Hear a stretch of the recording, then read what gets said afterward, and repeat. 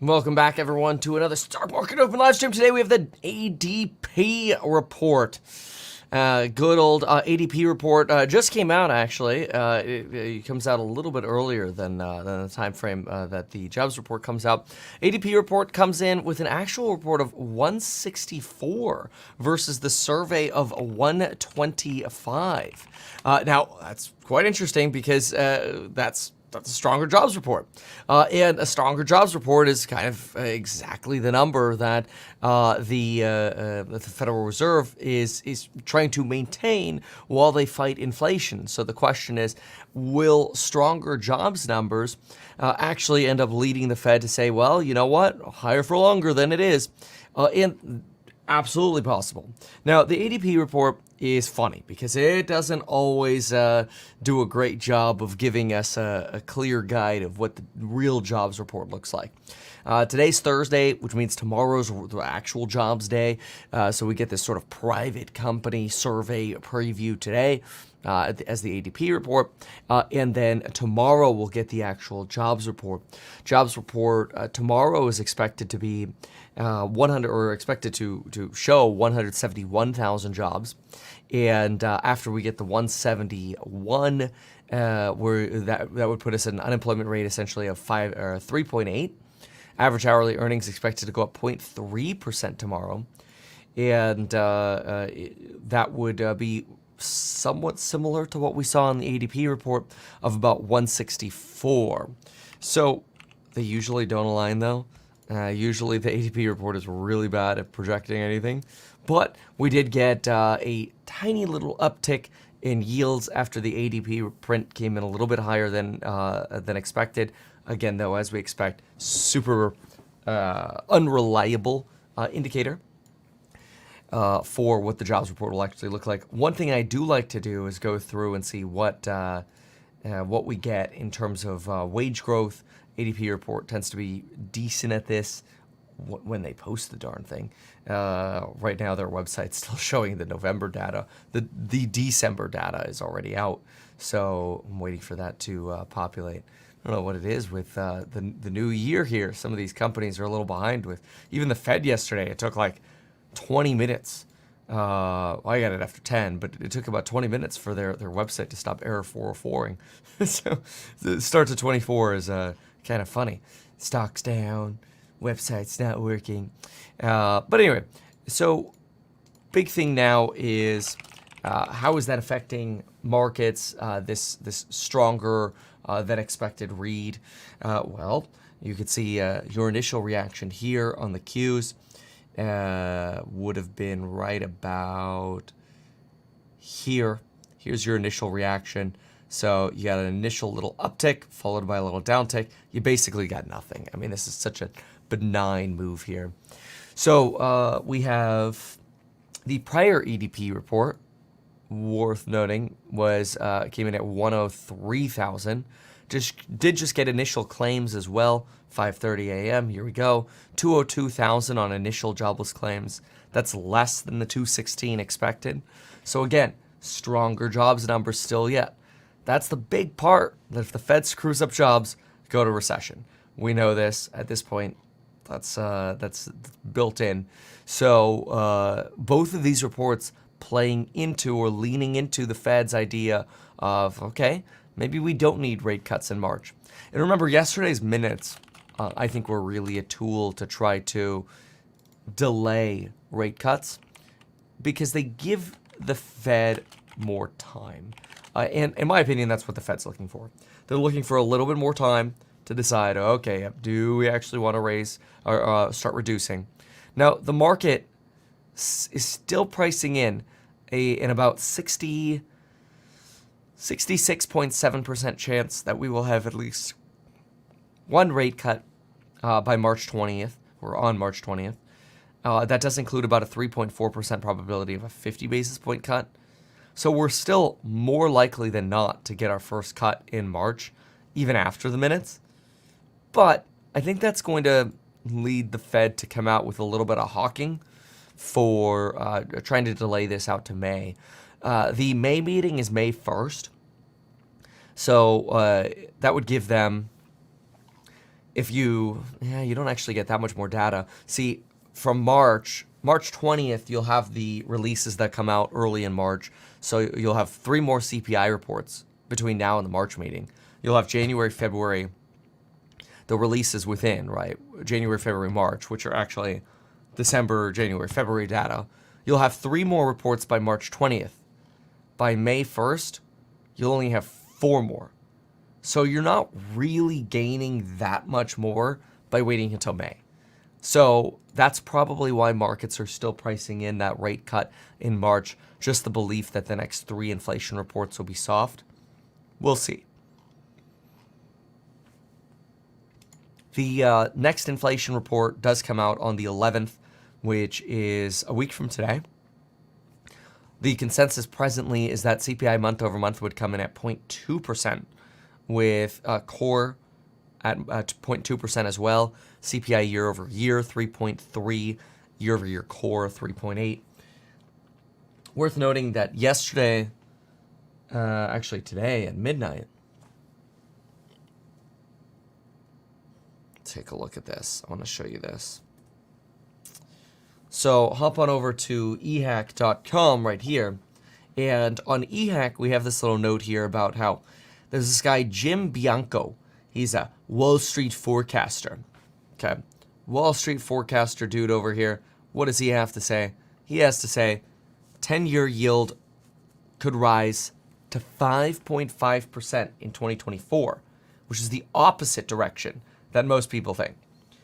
Jim thinks, or says that he doesn't think the economy is hurt by 5% rates. And he thinks that we could end up moving up to about 5.5% in yields. He doesn't believe there'll be a soft landing. He thinks this will be a no landing, and that the economy will just essentially continue expanding at about 2%. But he sees inflation sticky at 3%. And that's because he quotes year-over-year inflation at core currently at 4%. He thinks it'll come down to 3%, and that's all we'll get. Which I thought this was a really interesting argument because what it is, it's a very classic higher neutral rate argument. But wait a minute. The New York's Fed's core multivariate core trend is presently sitting at 2.04% annualized on the monthly figure. Yeah, the year-over-year numbers are still higher. But then if you look at the 6-month trimmed mean inflation rate from the Dallas Fed, you're at 2.6%. And if you look at the 1 month, you're at 1.5%. On core, well, trimmed mean, their version of core. So the latest data from multiple different Feds here suggests inflation's over. You're 2% on the multivariate core. You're essentially at 2%. You're at 1.5% on the 1 month. 2.6 on the annualized 6 month. Remember how that works? It's sort of like a capture of speed at the time. You don't want to multiply with exponents, or you don't want to do any kind of exponential math would be the better way to put that. You just look at, all right, if we want to annualize the 1 month, what do? Take the value of the 1 month.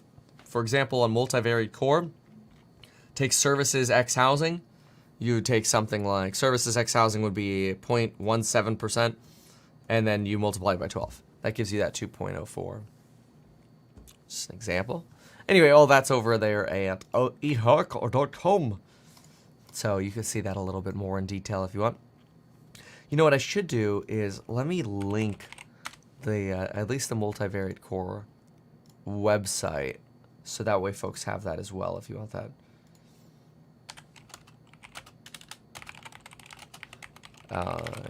The parties. Yeah, there we go. Okay, and I also put a little note in about this multivariate core referencing the part that he thinks would be sticky.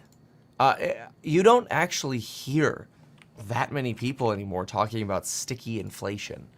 So I find it interesting that you do hear with this individual. So that was okay, there we go. That's all up on eHack now. So you can see that. If you haven't also yet seen, I did a very brief summary here of the Epstein files. And then I attached my full video breakdown, my summary video breakdown, and all the documents. So like if you just want the annotated documents or the entire case documents, they're all here.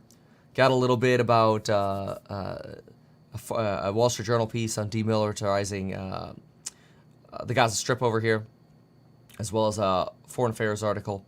So a little bit on Israel, and a little bit of some of the key quotes here on the Fed minutes. Those are all on eHack, so you can take a peek at that if you want. Okay, so good. Now let's see. Do we actually have? Did they post the ADP yet? Okay, it's kind of ridiculous that the ADP report's been out for 20 minutes, and their website still doesn't show it. Okay. All right, here we go. I found a different way to get it, I think. Yeah, here we go.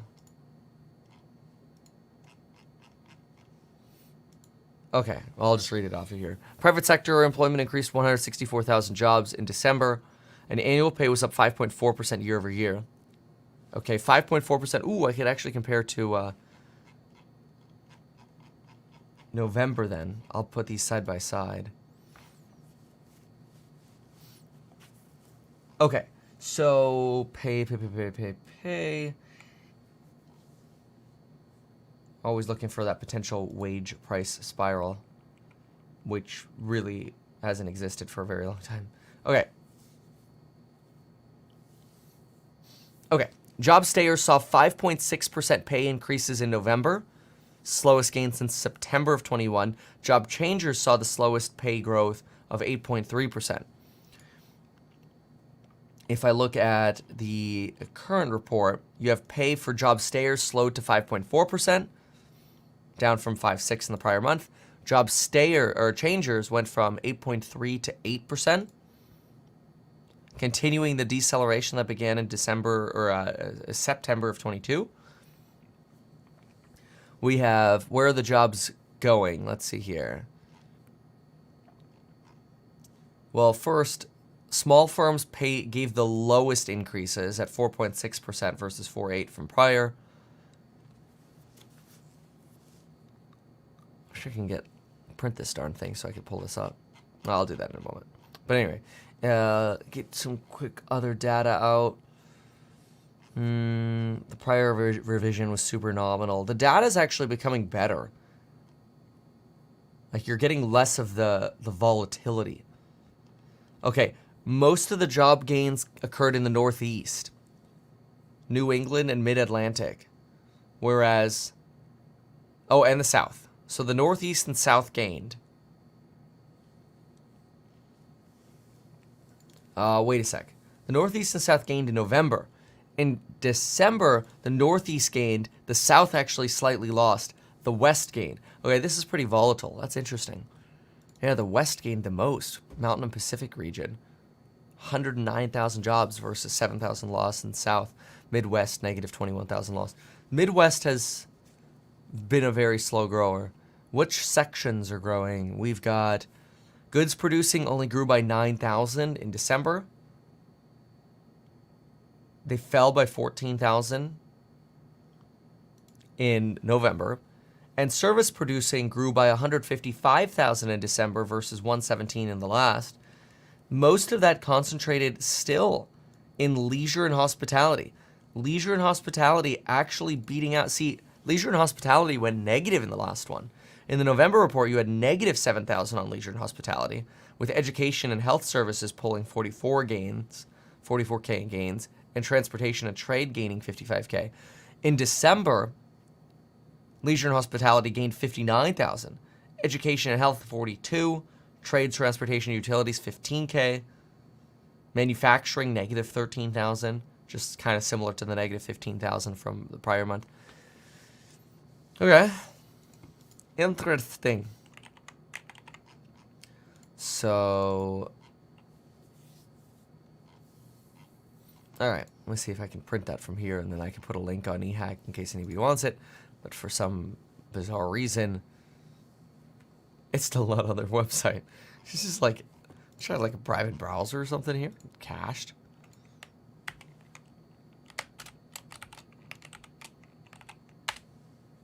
Oh, ADPRI.com.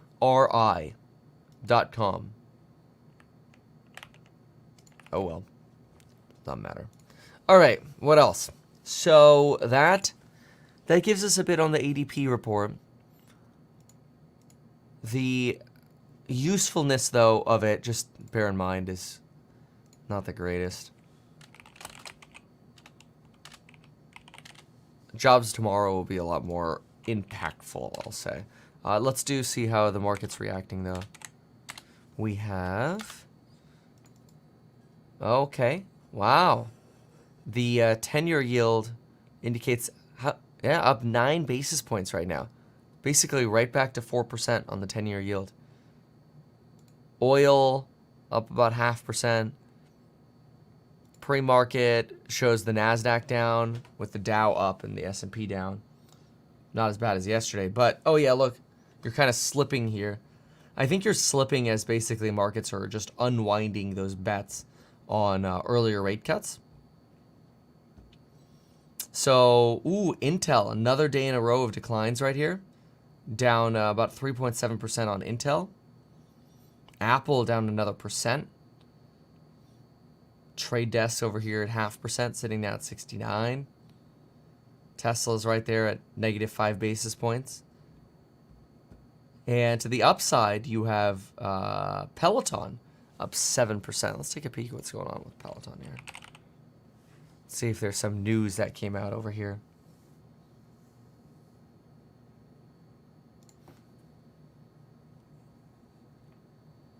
Peloton announces TikTok partnership to have a new fitness hub on TikTok.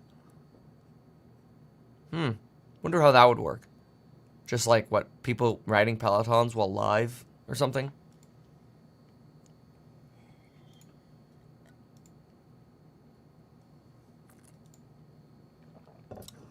Yeah, press release. TikTok is a leading destination for short-form mobile. Today announced an exclusive partnership to bring Peloton's world-class workout content to the TikTok community. Together, the two brands will merge culture and creatively inspire a new generation of fitness content creators. Right. TikTok Fitness on Peloton will have a dedicated co-branded hub that houses custom Peloton content. This marks the first time Peloton will produce bespoke content for an outside platform. Interesting. Okay, so some kind of custom Peloton. All right. What's this Eli Lilly talk here? NBC News and MSNBC contributor. And Dr. Patel, thank you for being here. We need a little guidance and advice because we've been trying to make sense of this news and figure out what it all means. And there's a lot of different implications that I can think of. I guess, first of all, as a doctor, what do you think about going directly to consumers? Yeah, Becky, I think it's kind of an indication of what consumers are seeking. People are tired. People don't even know. Most doctors don't even know about it's the Tesla model. Middlemen and different entities that are in between the pharmaceutical manufacturer and the patient actually getting their medication. And I think this is just one more sign that people are seeking those easier solutions. And here you have Lilly. Basically, they're still going to participate with kind of the pharmacy benefit managers. They have to in order to make sure their drugs get out there. But this is just sending a very clear signal that they are going to look for alternatives through digital solutions, starting with telehealth providers. You're right, they need prescriptions. None of that gets replaced without a prescription, but it'll get people medication in their hands faster. Nothing is more frustrating, Becky, than a lot of my patients. Every single phone call I get is, my pharmacy is out of fill in the blank. And I think this is basically another mechanism to make sure that those calls don't have to happen and that people get drugs. And of course, that improves adherence and obviously gives better returns to Lilly. Okay, look, this is a shot across the bow for the pharmacy benefits managers because they're offering it at half the price because they say the PBMs jack up the price and all of that money never makes its way. The cuts that they give to the PBMs never make their way to the consumer. So there's that aspect of it. There's also the aspect of, okay, the pharmacy says they're out. How do I get it? Do you think there'll really be better managers of getting it direct? I'm trying to figure out if this is like the equivalent of Nike starting its own direct-to-consumer website and still dealing with Foot Locker. Yeah, we'll see. You're probably right to be a little skeptical on, is this actually going to translate to people getting all their drugs as efficiently as possible? I would I'm not a betting woman, but I would say that it's highly unlikely that that's going to happen as seamlessly as it might sound. However, Becky, I think it is incredibly likely that you're going to have a much more motivated line of service that is Lilly partnering with a telehealth provider that also is a third party that wants to make sure that they can deliver to the consumer. All of these people are much more motivated for the consumer, which is what you're not seeing with kind of middlemen. I think add to that we are going to see the FTC actually taking some action on these PBMs. Who knows what that will ultimately result in. But I think all of those are signals that we're sending that, hey, getting to the consumer in a more responsible, direct manner is going to be good. And when you're talking about not just $1 billion drug, but potentially $1 trillion set of drugs like Mounjaro, Zepbound, all the weight loss GLP-1 category potential, everybody is motivated to get them into consumers' hands as efficiently as possible. But do you worry that the going direct to the consumer creates this tug on the doctor that we've heard about, where a patient comes in to see the doctor and isn't satisfied until you write them a prescription for leaving the office? Yeah, I have to be honest. I've been practicing for a long time, and that we always kind of worried. When I started practice, I thought, oh, that's going to happen. They're going to leave my office. They're going to go find someone that will get it for them. Give them the pill. Right. That certainly happens. I don't want to dispute that. That happens every time I say, no, you don't need an antibiotic, it's a virus. Or no, you really don't need that drug. Let's try these other approaches. That does happen, but it's a much smaller fraction than you would think. It's not actually the large majority. I think the large majority of people, if they hear from a doctor, hey, I really don't think you're appropriate for this drug, then they listen. What I think you are hearing, though, when Lilly makes this kind of partnership with a telehealth provider is actually, Mike, that it's hard to get to a doctor. I think this is dealing with an access problem where we have... I wonder how much stock she's got. She's just like purely bullish here. Primary care appointment, or even a weight loss appointment with an obesity specialist today, you can't get one. I think they're also trying to deal with an access problem. And that alone, I think this puts a lot of pressure on insurers, quite frankly, because we still have incredible difficulty getting this covered. And I think this is going to put a lot more pressure on insurers in the end. That's what I was wondering too, Dr. Patel, because we have not seen the stocks of UNH or Cigna or CVS trade down today. I was watching this pretty closely. Right. They still look like they're, okay, CVS down by, 0.4% at this point, or 0.4%. Yeah. Not much. The others are still trading up. And this seems like this is a big push, not only towards the insurance companies and the pharmacies, the pharmacy benefits managers. It just seems like you can still say we're all going to be here. But again, if I go back to the Nike and Foot Locker kind of comparison with that, down the road, it may not be a big deal right now, but down the road where we are right now with Nike and Foot Locker, it is a big deal. Right. I actually love that reference from Becky. I mean, I think it's the same thing you're seeing in cars is people don't want to, frankly, go through middlemen anymore. Just give me what I want. Question is, what's protected that in the pharma industry for so long is this idea of like, well, how do you know what you want or what you need without a doctor? So yeah, guess that debate will have to be had. All right, we'll take a peek here in a moment, see what some of the suits are saying right after we do a quick check-in, if we can get it up. I want to do a quick Bloom check-in. All right, we'll give them a sec to pop up. All right, that'll take a sec. Then what do we have? Next, we have second tier. What is this? Second tier job data provides scant support for rate cut pricing. This morning's labor market data is hardly a game changer, but nevertheless, this still provides a challenge to some of the more aggressive rate cut pricing out there. I agree with that. I mean, you're not getting recessionary rate cut pricing, which again, I don't think you actually want. I posted on. Here, I'll show it. I just threw on eHack some of the quick numbers. It's because it's easy to throw up there really quick. Look at some of the numbers that we've been getting. On Monday, when we got our ISM numbers, we got stronger ISM employment, but weaker ISM prices paid, which is great. That's literally what you want. Then we got ADP numbers today that came in stronger than expected. Let's see here. That's that's 116, not 216. There we go. I'll fix that really quick and do my little numbers proof check here. There we go. There we go. Okay. So the ADP numbers coming stronger. and the continuing claims come in stronger by having fewer continuing claims than you expected or markets expected, with less pay growth, wage growth, but still decent pay growth. So on a year-over-year basis, this, and I wrote this little note here, in my opinion, is what you want. I mean, it's almost like the best case scenario. You don't want unemployment to skyrocket, because then you have a much more self-fulfilling, or potential for a much more self-fulfilling, disastrous recession, if you will.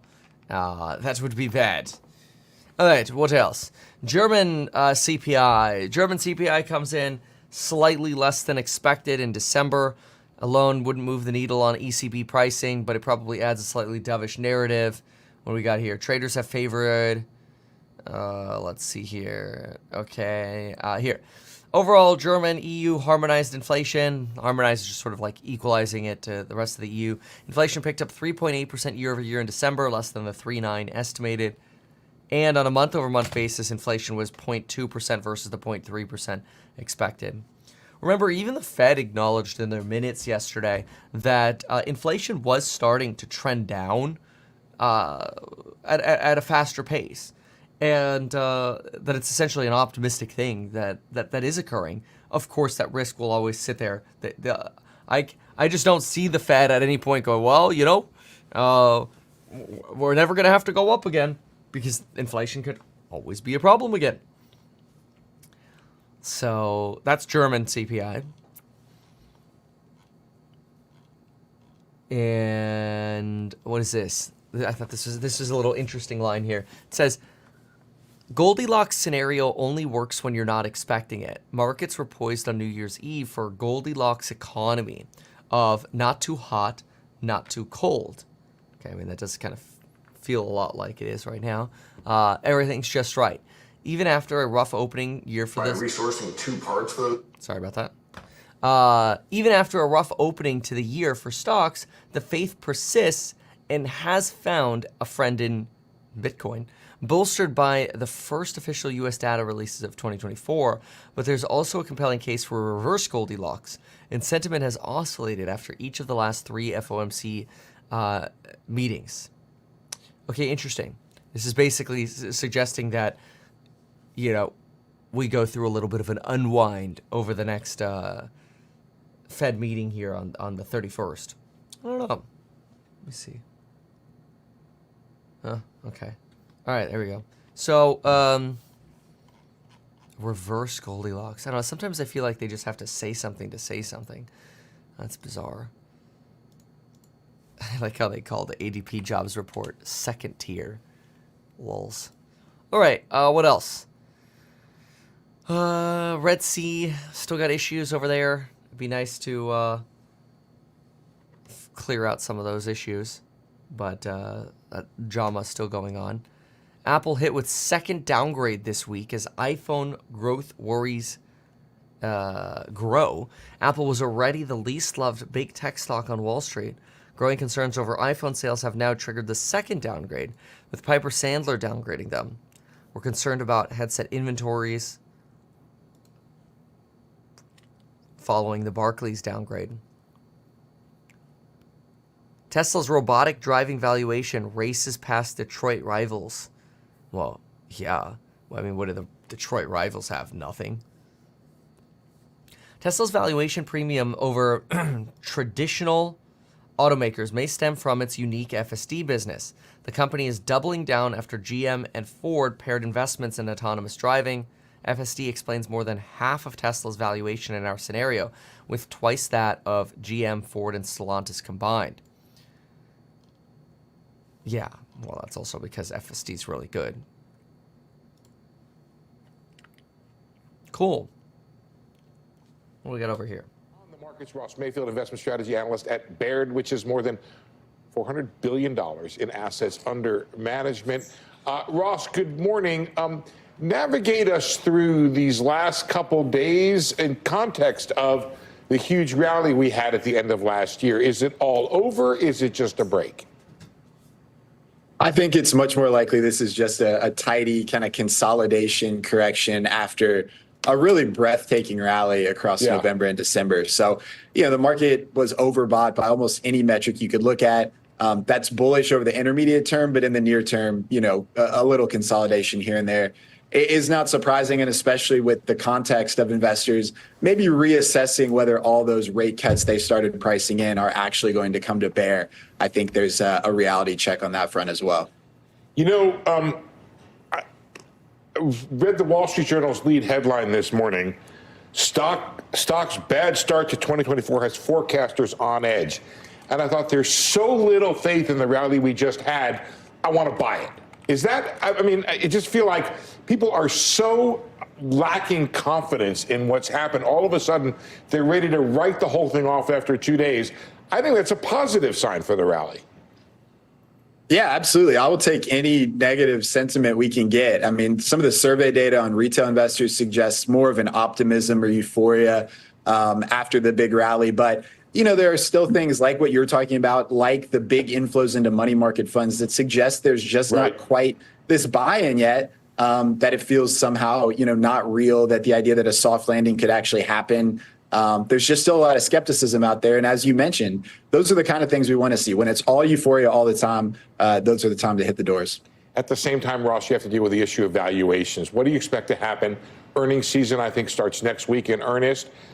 Some stocks are trading at relatively high historical multiples. Yeah, absolutely. And we know, valuation is not a great timing tool short term, but longer term, it matters. And when you have elevated valuations, you really need earnings and profitability to come through to help the market grow into those valuations. Otherwise you might face a lower return, kind of long-term future. The market is expecting pretty good earnings growth, double-digit earnings growth for 2024. I think that number probably has to come down a bit. But if we hear things like the report you all just, put out on retail sales and spending and the consumer staying healthy, and, we got job market data this morning that shows that things are still pretty fine, maybe the earnings don't have to come all the way down to low single digits, and maybe an expansion in profitability and profit margins is in the coffer. So, I do think the earnings expectations are maybe a little high. Valuation is a problem, but it's not something that's flashing red on our radars. Well, I think it's interesting, this idea of profitability. I think that is the key going into 2024, and we'll see what happens with. Now they're talking about the Peloton TikTok partnership. We'll see what happens with Q1. Well, it's technically Q4 earnings coming out now here in Q1, so that will be very entertaining. You will be entertained. Okay, a little quiet on what some of the suits are saying, but I do have a note here. Mr. Ferrelli, he's one of the slightly more bearish folks over at J.P. Morgan, and he suggested the Fed minutes yesterday indicate the Fed still views the risks to inflation as to the upside, though not as much as prior meetings. Some sources of lingering upside risk include the recent easing in financial conditions. So I wanted to touch on that quickly. Let's throw this up here. This is the piece right here. So the idea that easing financial conditions could end up reversing the easing in goods prices. Let's think about that for a moment. Goldman Sachs, let's look at the components, all the components here. Goldman Sachs Financial Conditions Index. Let's see if we can get all the various components that sit in this. And the Goldman Sachs Financial Conditions Index. I want to see what the pieces of it are. Okay, methodology. So GDP growth, labor factors. We know stock prices are in here. Okay, there are a bunch of variables in here. Well, they don't give you a very nice, easy breakdown. But my thought was, they don't give a nice, easy I thought they might give a little bit of an easier breakdown of their mythology at Goldman, but they don't.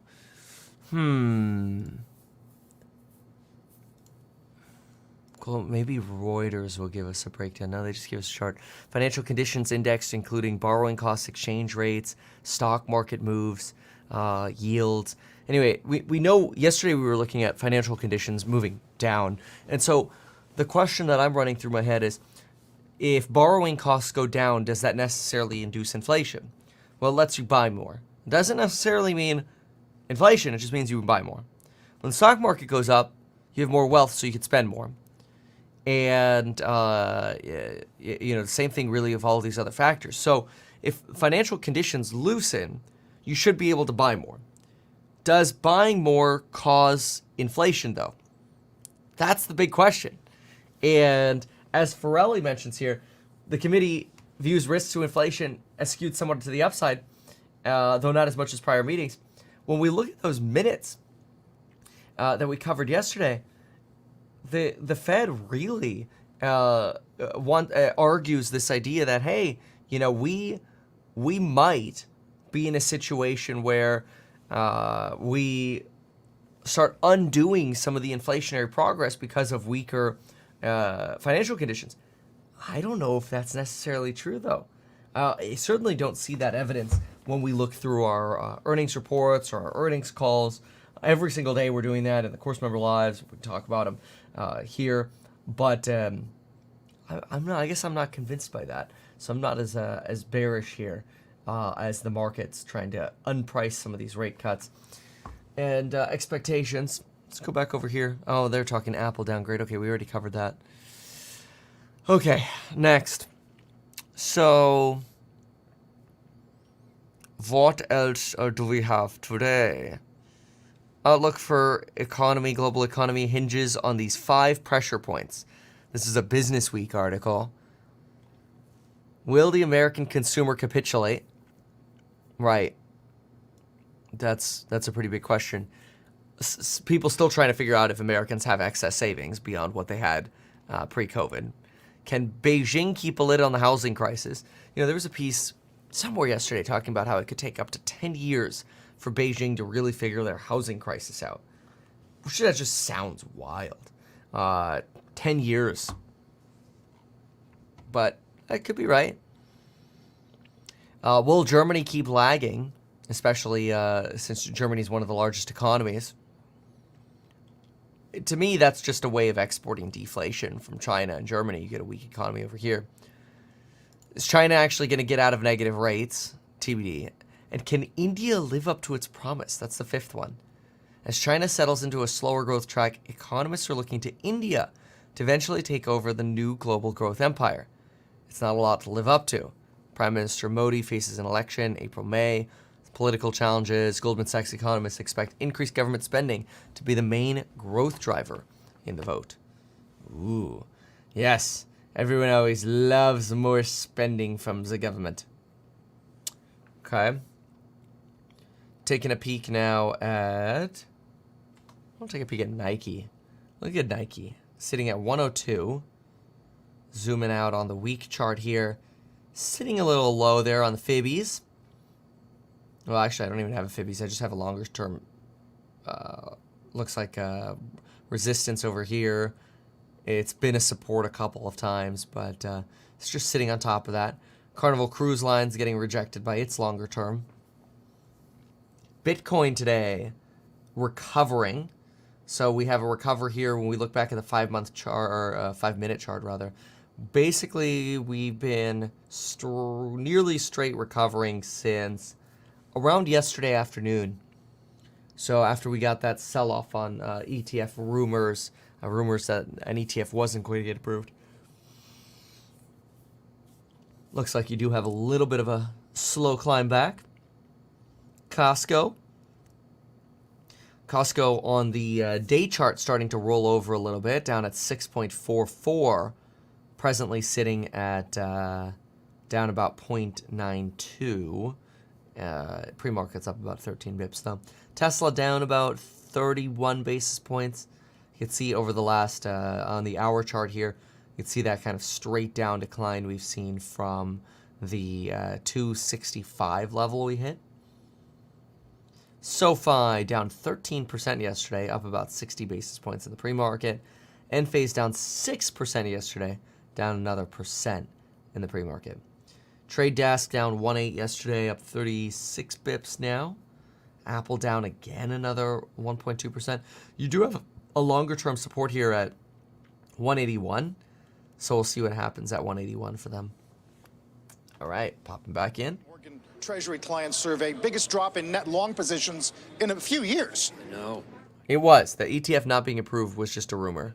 I thought I said it was just a rumor. Yeah, it was strange. The unemployment obviously a little strong. You know, employment's stronger, but oil seems to bottom at 70. You can count that strike against it. And yet coming in, there was just this notion that the Fed was being with 3, not being straightforward with us, that they're going to do more. No. I see so many people come on air and they keep saying that the Fed is not telegraphing. Why don't they look back and see that Jay Powell said everything and then did everything? I mean, I find that Jay Powell is not hard to figure. He's not inscrutable. He's open. 3 is 3. 3 is not 6. Right. Of course, that does come a day after we got the December meeting minutes, where the Fed did say, in discussing the outlook, participants viewed the rate as likely at or near its peak for this tightening cycle, though they noted that the actual path will depend on how the economy evolves. Kind of a pushback against a Q1 or first half. Completely. Right? I thought so completely. And look, there's room for construction. That's gotten less tight. And that's important because the home builders are making really good gross margins. It's not clear. I mean, I'll tell you, the underground story, and I know this from the business that I was in, the immigration has really made it so that there's an underground economy again, like we had before Trump. No one wants to talk about it because it's completely fail. But the underground economy is making it so that the people who were being paid a very high price, above minimum wage, don't have to be. Now, again, I don't want to hire anyone who's who's not a citizen or green card, but that economy is not being taken into account by these numbers. So for tomorrow's NFP print, you'll be watching, I can imagine, wages, right, and Yeah, participation. Definitely. Yeah, because I just think, look, what did they really do when they pivoted? They said, look, it's not higher for longer. That's out. We're going to have to probably cut. But the time frame of the cuts is completely random to me. In other words, if the data says they should cut, they will. Someone was on our air this morning, says the Fed's not data dependent, and I wanted to scream. Like, Wait, you scream at the TV as well? I mean, I wanted to go put on, Soupy Sales. I mean, I don't need that. They're not data dependent. Like, the whole thing has been data dependent. Like, why say stuff like that? You are what your record says you are. I mean, we have to deal with the reality, which is they're data dependent and they're very clear. And what they're saying is that the data's really strong. We're going to take our time cutting it. Why is that so hard to understand? Meantime, there's a bunch of micro news today, company specific. Walgreens, a good example, reporting before the bell this morning. Earnings beat, slashing its dividend nearly in half, first time in several decades. And CEO Tim Wentworth did speak exclusively with CNBC about that decision. We didn't love having to make that decision. We actually thought it was incredibly important and responsible. And I will tell you, the majority of investors with whom I've met since taking this role not only expected it, but they actually are excited about the fact that we're going to have additional capital to invest in the core business in a way that stimulates growth again, because that ultimately is going to be the most shareholder-friendly thing we can do. Hitter. He's a hitter. Basically, you tweeted that he's starting to work his magic. Oh, yeah. I mean, everyone knows that Express Scripts, he was great, and Cigna was great. And he comes in and basically just says, look, I got to do what I said I have to do. And if anyone was surprised about that, they were probably in some sort of Musk flight to Mars. You don't know that for certain. But I just think that Wentworth, sometimes you have to take the CEO's credibility. Now, I thought Roz Brewer had done... Let's listen to Walgreens for a moment. Walgreens Q1 adjusted EPS comes in at 66 versus 62. Quarterly dividend cut 48% to 25 cents a share. The estimate for the dividend, let's see here. Walgreens cuts quarterly dividend from 48 cents. The estimate was 48.25. Okay, yeah, so people weren't expecting the cut. Walgreens still sees fiscal year adjusted EPS 320 to 350. The estimate was 332, so right in the middle there. Walgreens boosts. Walgreens in pre-market rises 4.5% as these numbers beat expectations. Saving $500 million from working capital improvements, $600 million from capex reduction.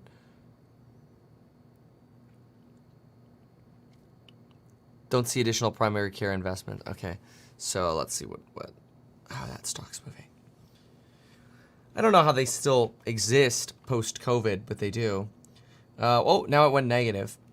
So much for rising. Now it's down 3.75%.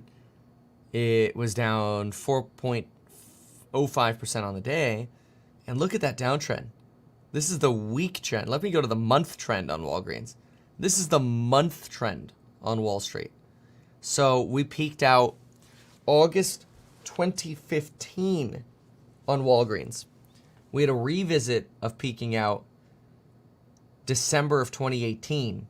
And it's just been straight down almost through COVID on Walgreens. Ouch. Wow, that's wild. All right. But I don't want to say it's necessarily an enemy of the chain. I want to say that Lilly has made it so that you've always been able to get it at all different places. But most important is it's $25 with $25 copay. So for viewers wondering if there's liability for PBMs, your answer is no? Well, look, I just know that when Lilly did its migraine drug. OpenAI has offered some media firms as little as between $1 to $5 million annually to license their news articles for use in training LLMs. I don't know why they would imply as little as. I mean, it doesn't sound too horrible. I suppose the question is, do you then potentially replace the need to go to these sources because you could ask questions of these LLMs? I just as well figured they were kind of training off of them anyway for free. Wilson tennis racket maker, American Sports files for IPO. Really? Well, that's kind of interesting. What is that? American Sports.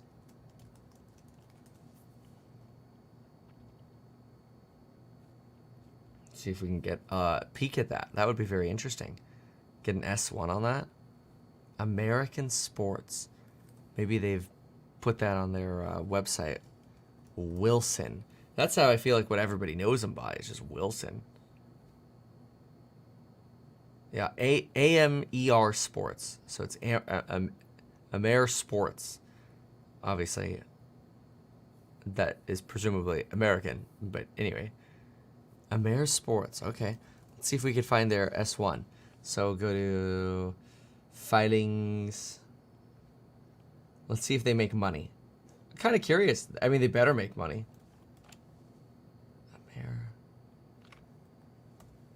Those Wilson rackets aren't cheap. Yeah, all right. I'll try to find it. I can't find anything yet. Increase in life. But for the most part, and this is heresy to the community, but the people who prescribe these drugs just say, look, we know that diet and exercise has not worked for obese, and we got to get obese down because of blood pressure. These are blood pressure drugs, and they're drugs that are meant for a lot of different uses, but for the most part, they're about how to lengthen people's lives. Right. And if people are taking it for cosmetic purposes. Lilly doesn't want that. I mean, Lilly wants to lengthen people's lives. No healthcare provider, no Cigna wants to give you a $25 copay and say, listen, it's better to look thinner. There are a tremendous number of drugs, and I'm speaking to Bristol Myers next week. There's a tremendous amount of drugs, including the current schizophrenia drugs, that put on a huge amount of weight. And what they're really targeting here is what drugs add weight that we can take that weight off by using this drug. What people have not been able to reduce their weight by diet and exercise. And there's just so many. All right, looking at the 10-year, somewhat quiet this morning. Looking at the 10-year, still up about 7.7 basis points at 3.98. And if you haven't heard, I thought this was really interesting.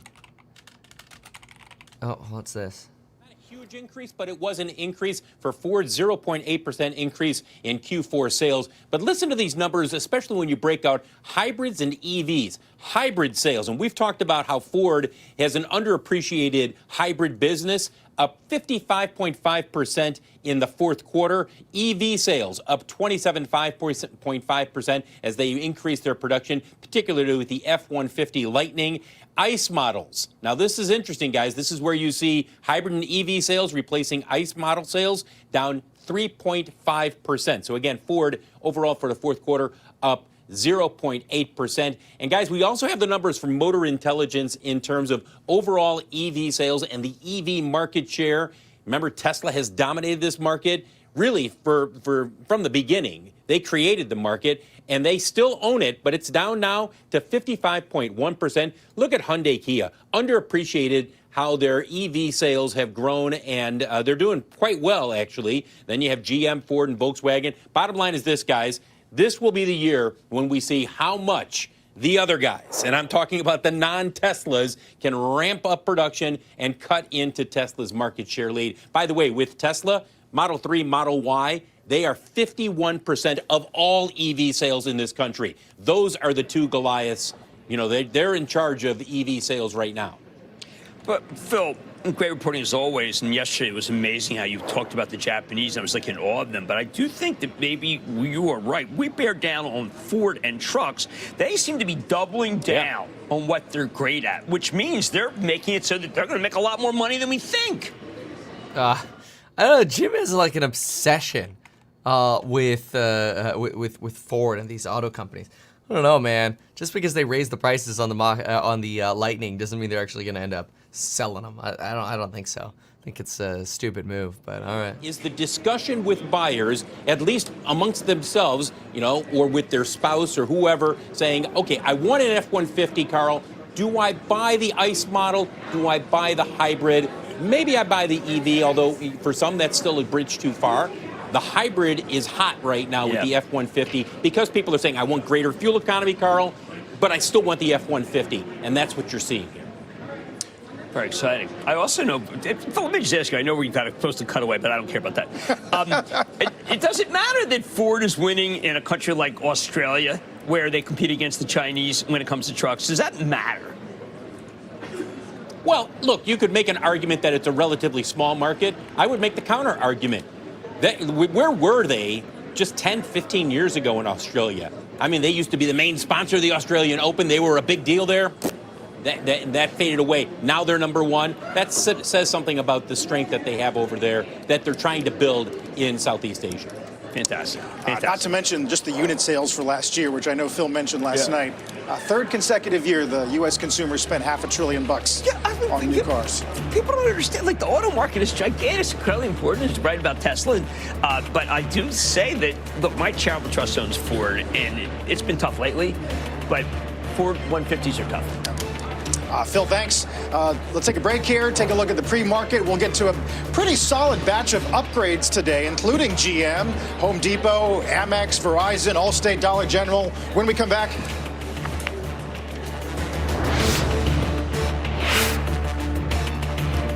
Listening to those sounds reminds me of the COVID days. All right, Ford U.S. sales rise 7.1% to nearly 2 million vehicles. So let's take a look at this. I want to look at the actual document here. Whew. Okay. Ford continued to broaden consumers' options in 2023, expanding its leadership in gas vehicle lines. Ford's electric vehicles posted a record Q4 to cap off the year. Wow, 25,937 in Q4. Wait a second here.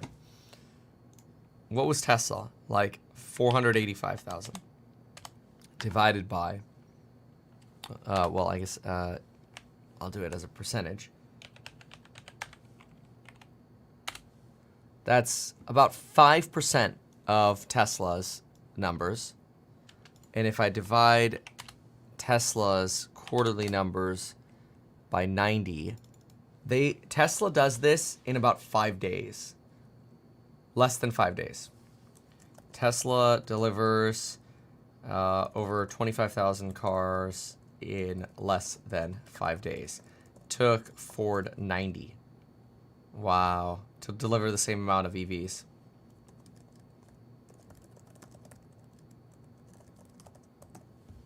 That's an interesting little quote. All right.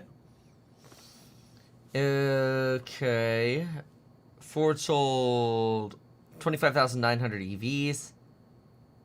72,000 for the year. How much do they sell in total?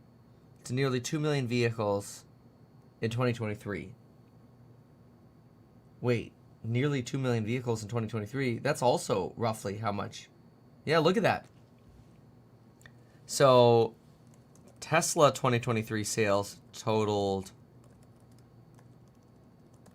1.808 million vehicles. So, an interesting comparison. Tesla on an annual basis almost sells as much as Ford. Except Teslas are all electric. Tesla makes enough electric cars to outpace Ford in 5 days. The Mach-E and the Lightning are still selling in 2023, though, with the limited quantity that they're making. Year of challenges, blah, blah, blah, some quote. Especially proud of Ford to remain the #2 EV brand in America. Is that true? Spring loaded for 2024 with new vision. Total Ford hybrid sales accelerated this year.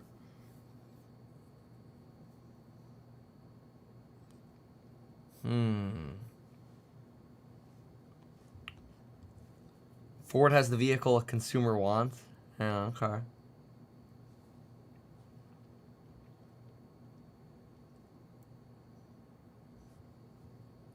Let's see if we have any financials here. Well, we have numbers.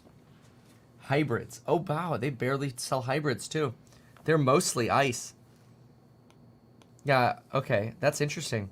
People do not buy a lot of hybrids at Ford either. So if I look at ICE vehicles at 424, 37.2 divided by 424.6, it's about 8.7% hybrid. 8.7% hybrid. And then I think that was, what was it, about 5%? Yeah. 5.3. Wait, do we have that right? Oops. 5.2.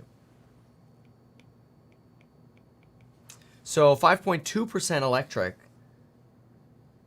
So another way to put this is about 1 in 20 cars Ford sells are EV. And then I believe this would be about 1 in 16. Oh. Nope. A lot less. Okay. 1 in 11.5 cars Ford sells are hybrid. There we go. Okay. Interesting. A little bit of extra info. Lincolns. Ah, they still sell Lincolns. Stock. E-Series van. Calendar production by plant. Oh, let's see what their production is. Where is the Lightning? I see the 150 here, but I don't see the Lightning mentioned. Yep. They actually don't break down where your production is on these electric ones. You stinkers. Hiding the EV... I'm going to write that down. The EV production, are we? Yes. Yes, we are, Ford. All right. 186? I don't know. I prefer, say, a Raymond James downgrade of Mobileye the day before Mobileye. I don't want to say that American Express shouldn't be their top pick. I am saying, where were you? Yeah. Where were you? Yeah. Goldman does make it a top pick. Yes. The upgrade from JP Morgan. Their point is that it's offering you shelter from pressure on consumers for whom savings is dwindling. It is true, but one of the things that Steve Squires has mentioned over and over again is our consumer is not the same as the Capital One consumer, which got a downgrade today. All I am saying is that American Express is a premier franchise that is finally getting its due, but this is like a lot of stocks that I've seen. You're buying it after the parabolic, not before. A lot of charts that kind of look like that. Yeah, we'll take a break like here. Get the opening bell in just under 4 minutes. Don't go anywhere. EVs are so boring, no sound, no character, also bad for the environment. Who have you been talking to? I feel like you heavily confused with where to start with dismantling your complaints, because they're like basically wrong across the board. But I mean, look, EVs not having character because they don't make sound like an ICE vehicle. Have you ever been in an electric vehicle? Have you ever been in a Tesla? Have you ever launched in a Model S? Have you ever actually tried driving one? Have you ever tried FSD? Probably not. Then you wouldn't be saying nonsense like that. And then at the time, usually the argument that people make that EVs are dirtier is because of battery manufacturing, when the reality is, compared to gas vehicles, an electric vehicle charged with gas is better for the environment within less than 5 years of the existence of that vehicle. And then for the rest of the life of the vehicle is actually substantially better for the environment. I've got a chart on that somewhere. I could find that. So, but I think that's pretty interesting. Let's see here. So if we go, let's do it over here, and then I can pull it up quickly. Electric vehicle, battery, environment, gas charging, years. Let's see if we can get it. Oh yeah, here it is. Are EVs cleaner than gas cars? Got it. This is the chart. One sec. This is the one I was referring to. It loads. Here it is. Yeah, so take a look at this. This is the chart. So you look at yeah, it's actually your break even is after for a Tesla Model 3 coal car that is supported by only dirty charging, right? Only by dirty charging. There it is at 5 years. The car is well, I wouldn't say substantially, but it's less dirty than a Toyota Corolla over the life, but it does of the car. But it does start out a little dirtier because of the battery. But again, that only lasts to about year 4 or 5, and that's assuming you're only charging from coal-supported sources. But if you charge from a mix of renewables and coal, the vehicle is substantially cleaner. And if you only charge from hydro, it's like ridiculously cleaner. So in every scenario, EVs are cleaner for the environment than gas cars, just on a factual basis. But yes, if you charge them just from coal plants, they're not that much cleaner, but they're still cleaner. So you're still wrong. Respectfully, of course. The battery is incorporated in this. The start of the battery and the end of the battery life cycle are incorporated in the chart. These OPEC cuts might be extended for the whole year. Yeah, they might. I think that some of our American companies are making decisions that basically saying, listen, it's time to be able to get a little more oil. And the APA, Apache buy of Cal and Pete, I think is very smart. Cal and Pete, a lot of oil. These American companies are making some really shrewd moves for if oil stays higher or lower. They're ready. We will watch to see if 70 was any kind of medium-term bottom here. Let's get the opening bell and the CNBC real-time exchange. And the big board, it's the National Board of Review of Motion Pictures. Wow. As the award season's going to be approaching soon. At the NASDAQ, Athlet Tech News covering the fitness and wellness sector. We should maybe mention... Okay, so that's maybe, what, 45% green? Okay. A little better than what we've had the last 2 days. Let's see how the market's actually trying to behave. So the NASDAQ right now is down about 40 bips. Teeny little green candlestick. Amazon actually down. Look at that, down about 2%. Affirm's down another 68 basis points. Costco down 63. Yes, I'm short. Tesla's positive. Yes. Enphase, I don't need to read that one out. It's down 2%. Nvidia's moving up. Apple's trying to look at that. Look at that perfect bounce. Oh wow, that was a near perfect bounce off that line there at the open. That's delicious. Love it when the TA works.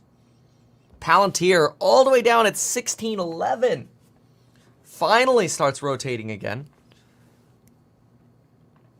Oh yeah, this is interesting. Mobileye is like getting pooped. Here's Mobileye. They are trying to recover, but down 27.5%. They were spun off from Intel, and they're an Israeli company that Intel bought and started spinning off. They do ADAS, full self-driving. They use mapped roads and LiDAR, which, as we know, is not very delicious and functional. Mobileye sees their revenue pretty substantial miss at about 1.89 billion versus the estimate of 2.58. So huge miss. Q1 revenue is expected to be 50% of Q1 revenue of 2023. Adjusted operating income is expected to be around $244 million in the next quarter. That would be operating income, not revenue. I want to be clear about that. And I think it looks like Intel's dropping on them a bit as well. Let me see beneficial holders for Mobileye. And who's the big holder here? Holdings, holder ownership. Here we go. Oh, why was that not supported? This is crap. Security. Yeah, here we go. This should work. Okay. So the biggest holder of Mobileye is Jennison Associates. Let's get that stupid thing out of the way. Followed by Norges Bank, Prudential, T. Rowe Price, Bally Gifford, Invesco. It's like all these like traditional suits here. Citadel is up there. Where's Intel? I don't even see Intel in here. Did they just dump it all? I mean, I don't know that they spun it off. Morgan Stanley's in here. Yeah, actually, I don't even see Intel in here. Certainly not, at least in the top, like, 50 holders. Top 40, I don't see them. If I go from 40 on... Nope. Huh, oh well. So, that's Mobileye. Okay, NASDAQ is trying to recover. Whereas Walgreens... Again, I still don't even understand how these pharmacies are around. It's for me very difficult to justify investing in these. They look like value companies though, right? That's Walgreens Blue Alliance. Let's do the valuation on Walgreens. My understanding is it's pretty darn low.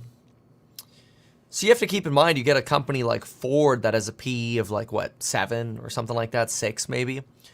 You know, one of the reasons companies trade for such a low earnings multiplier is because people suspect that there's a chance the company's going to go bankrupt. You know, people like to compare Ford to Tesla. It's like, okay, well, one's going to be here in 10 years and one might not be. So it's kind of like investing in Sears before it goes bankrupt is what investing in Ford is like, in my opinion. Okay, so Walgreens actually expected to come in with about $3.32 of EPS for the year ending August 31st, 2024. That's Max's birthday. 2557 divided by 3.32. It's selling for 7.7x. And if you look at its expected growth, it's expected to grow probably about an average of 7%. So Walgreens selling for like a 1 peg. But then again, the company's trending towards bankruptcy. So I don't like, who cares?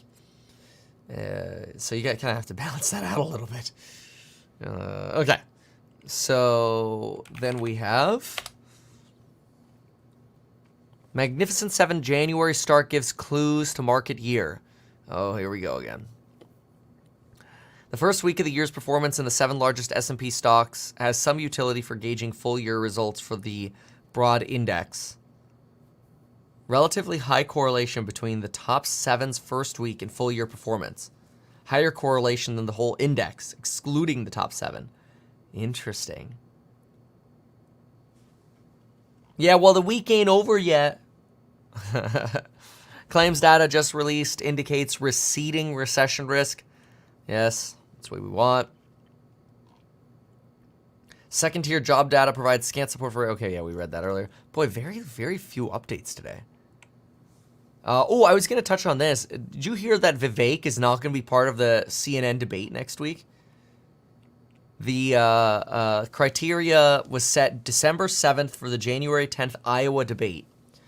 Trump, Haley, and DeSantis qualified. So basically it'll be DeSantis versus Haley, which honestly will be kind of interesting. It's always more entertaining when Vivek's there, but it'll be also very interesting just to see a Haley versus DeSantis debate. So that'll be next week on the 10th. So we'll see how that goes. All right. What's Jimbo got for us? Nothing? But I will say this. Everybody's downgrading Apple. Never talk about the Vision Pro as if it doesn't exist. Yeah, this has been a recurring thing with you. Because if they get the right price and you're able to... Regarding Apple's Vision Pro, I think there's a small chance that could be a game changer, like another product line. I don't know, though. I mean, I'm not going to wear a headset all day long. I've got so many monitors around here, I don't need it. So I'm still trying to understand how you could sort of incorporate it to be functional in your life. I'm not convinced I have a solution for that yet. So it's kind of like, you know, there's so little you could do on the Apple Watch, I feel like, functionally, that you could do so much better on the computer. I wonder if it would be like that. Well, I personally even prefer using computers over my phone. I think I'm actually somewhat less productive trying to write emails or whatever on my phone. Anyway, Ford's basically break even after those sales numbers. Nasdaq's sitting at 0.33 to the downside. Peloton's up 5%. Zim still moving up here. Now sitting at 13.26. When does that become a short again? Look at that. After Maersk pulled out again, you had a nice little rally here on Zim. Shorting over here worked out. And then, of course, we started having attacks again. So now we're seeing a move up. When it's up like 8% on a day like today with, I think, relatively little news, I always like to think of, you know, is that the time to short? You know, you've got, obviously, the Iranian blast. One part of the blast deemed to be a suicide bomber. But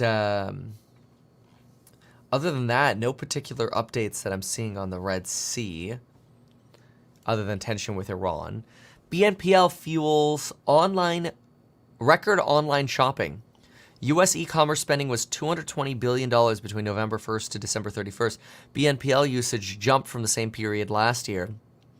Makes sense. This is according to Adobe Analytics. Use of BNPL hit an all-time high of $16.6 billion for e-commerce purchases in the last 2 months. 14% more than last year's holiday season. Well, that's actually less growth than I thought. Notable shift occurred in 2023 as holiday season purchases from smartphones reached 51%, surpassing desktop and laptops for the first time. Pat Gelsinger with a giant position in Mobileye, and 88%. The stock's only down to 85 cents. People are sensing this PC refresh that's coming from Microsoft, and some people, it's starting to dawn on people. Well, wait a second. If there's a button that they're going to put on, I'm going to have to buy that PC. I think that HP Inc. being only up 2 cents is kind of ridiculous, given the fact that they're probably, I mean, if we called Enrico Loris right now, and I'm waiting, please call Enrico Loris Siri Meta. Yep. But that's the principal beneficiary.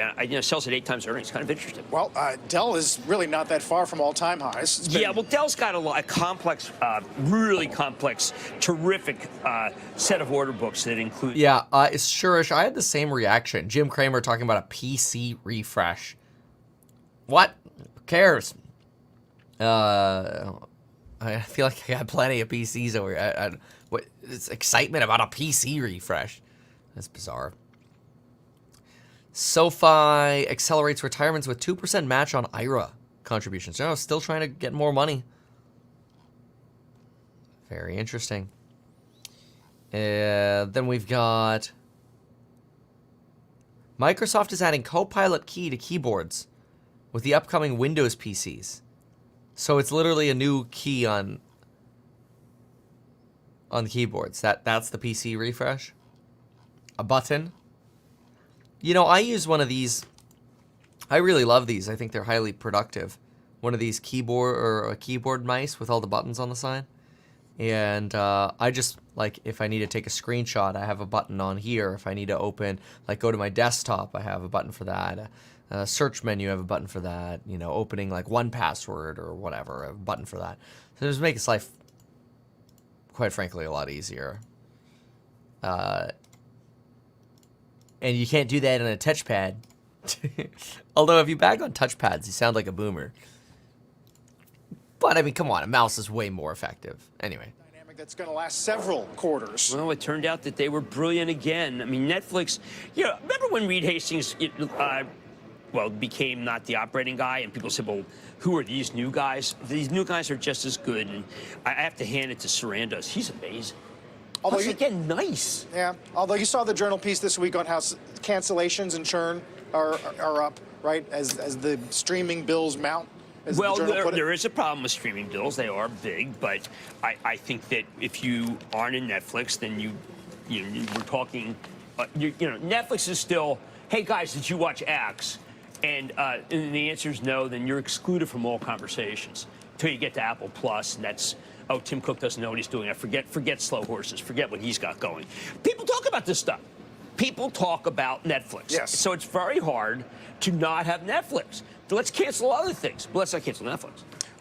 Back to 4,700 here, Jim. I saw some technicians last night, Mark Newton's a good example, arguing that if you could hold 46.65, maybe this begins to revert back to the upside in the coming days. I do think that the S&P is okay. I just don't want. I think the Mag 7 is a bit of a source of funds for the S&P, because the S&P's got a lot of stocks that are historically, like, use the Home Depot, for instance.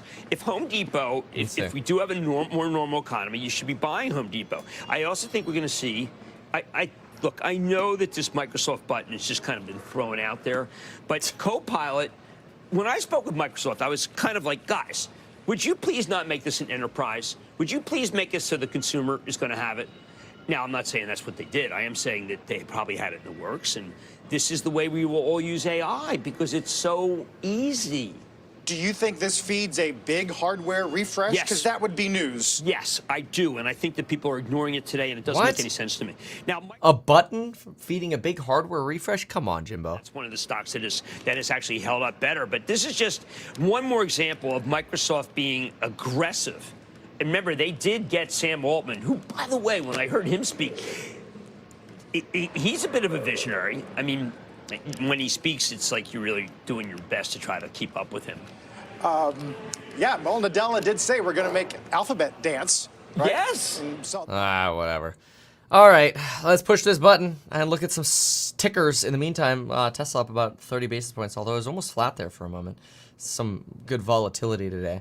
Even though I'm a licensed financial advisor, real estate broker, and becoming a stockbroker, this video is neither personalized financial advice nor real estate advice for you. It is not tax, legal, or otherwise personalized advice tailored to you. This video provides generalized perspective, information, and commentary. Any third-party content I show should not be deemed endorsed by me. This video is not and shall never be deemed reasonably sufficient information for the purpose of evaluating a security or investment decision. Any links or promoted products are either paid affiliations or products or services which we may benefit from. I personally operate and actively manage ETF and hold long positions in various securities, potentially including those mentioned in this video. However, I have no relationship to any issuers other than HouseHack, nor am I presently acting as a market maker. Ooh, Enphase trying to pull back down to that 119. It is interest rate sensitive, so, let's quickly look at the rate monitor, by the way. Rate monitor phone. Well, and then I'm going to make a cup of coffee. Okay, so we are at now still 66.7% chance of a March rate cut. I don't know. I don't know if the Fed wants that. They might have to try to keep on pricing that. So that'll be what they'll have to work on. Anyway, meantime, thanks so much for being here. Appreciate y'all. We'll see you soon. Goodbye, folks.